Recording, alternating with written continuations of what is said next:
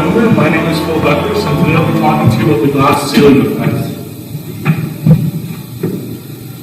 Get my notes right here. So, to start off, I'll explain to you what the glass ceiling effect is.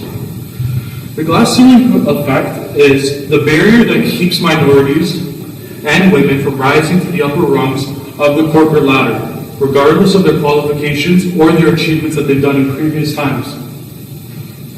To put this in better words, it means that some minorities, depending on their religion, for example, and depending on their gender, will not get certain jobs because of what they are. There are 4 characteristics of the glass ceiling effect.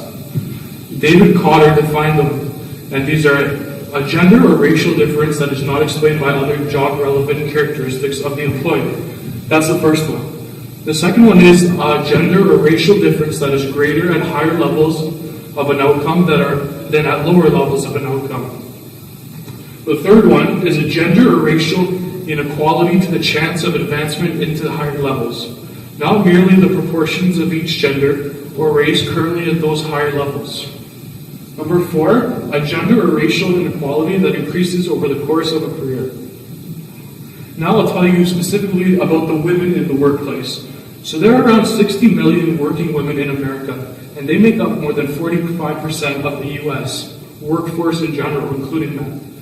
And the women and minorities are 2/3 of the entire population of the world, composed by 2/3 of our consumers and a total of 57% of the world's labor force. Furthermore, projections indicate this number is on the rise, which means that this number will increase over time. I've read an article recently in the Globe and Mail, and it said that women can't break the glass ceiling because of workplace sexual display. This means that one of the first witnesses in a British government inquiry into sexual discrimination against women in the workplace say women have trouble making it at the top because men and women interact through sexual display in the boardroom. So to put this briefly, that means that women cannot perform how well they are used to being able to perform because of how they feel when there are males in the room with them at a job. Overall, I think that the glass ceiling effect is a very touchy issue, and it's going to be very difficult to get over because even though we are considered equal to women, it's going to be very difficult to give them the same pay that they deserve and be giving them the same job that they earned, despite of whether they have their qualities. Okay, so the next thing I'll be talking to you guys about is a pie graph that shows how the glass ceiling effect is a very controversial topic today and how it's taken place in the US specifically. So this pie graph shows that how white men are held over women in general. So minorities and women remain seriously underrepresented in America's corporate boardrooms, according to a survey of Fortune 100 companies. And here's the and I'll be explaining the breakdown from 2010. So white men held 72.9% of the board seats in 2010. Men from visible minorities held only 9.1% of seats. Women other than African American held 15.9%. And African American women only held 2% of seats. So this easily shows how the glass ceiling effect still goes on in modern day society. Lastly, I'll be talking to you about how the glass ceiling persists here in Canada. The glass ceiling obviously still creates challenges for female business leaders today.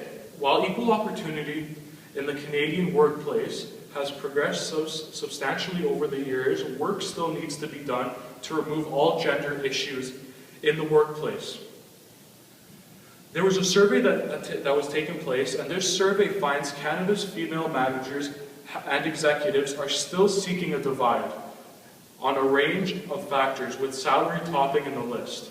The majority of those polled, 77% say there's moderate, 39% or large, 37% divide between the financial compensation a man receives in a leadership role compared to what they've received in the same position.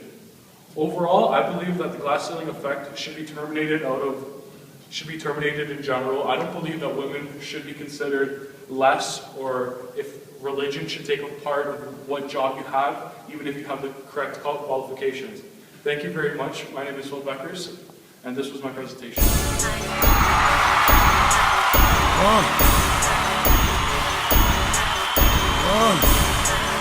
blowing money fast on this side, nigga.